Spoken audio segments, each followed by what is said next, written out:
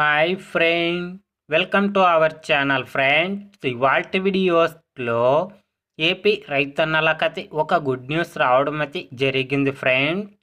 ఆ అప్డేట్ ఏంటో మనం ఇప్పుడు ఈ వీడియోలనైతే తెలుసుకుందాము. మీరు ఈ వీడియోని ఎక్కడ స్కిప్ చేయకున్నట్ల చివరి వరకు చూడండి ఫ్రెండ్. అప్పుడైతే నేను చెప్పేది మీకు అర్థమవుతుంది. అలాగే వీడియో నచ్చితే ఒక లైక్ చేసి ఇంతవరకు మన ఛానల్ సబ్స్క్రైబ్ చేయని వాళ్ళు వెంటనే సబ్స్క్రైబ్ అయితే చేయండి ఫ్రెండ్స్.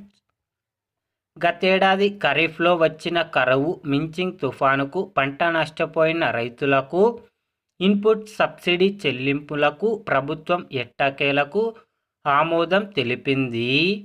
2023 ఖరీఫ్లో కరువు బారిన పడిన రైతులకు, గత డిసెంబర్లో మించింగ్ తుఫానుకు పంట నష్టపోయిన రైతులకు 1289 కోట్ల ఇన్పుట్ సబ్సిడీ చెల్లింపులకు ఈ ఏడాది మార్చి 6న సీఎం జగన్ బటన్ నొక్కారు.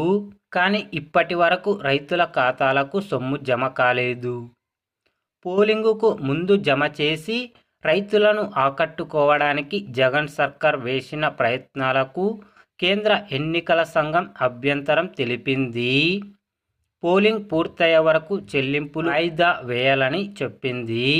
దీంతో గత్యంతరం లేక కరువు రైతులకు ఇన్పుట్ సబ్సిడీ కింద 847 కోట్ల చెల్లింపులకు ఆమోదం తెలిపింది. బడ్జెట్ విడుదలకు గురువారం ప్రభుత్వం ఉత్తర్వులు జారీ చేసింది. కరువు నిధులు రైతుల ఖాతాలకు జమ చేయడానికి ఆర్థిక శాఖ నిధులు విడుదల చేయాల్సి ఉంది.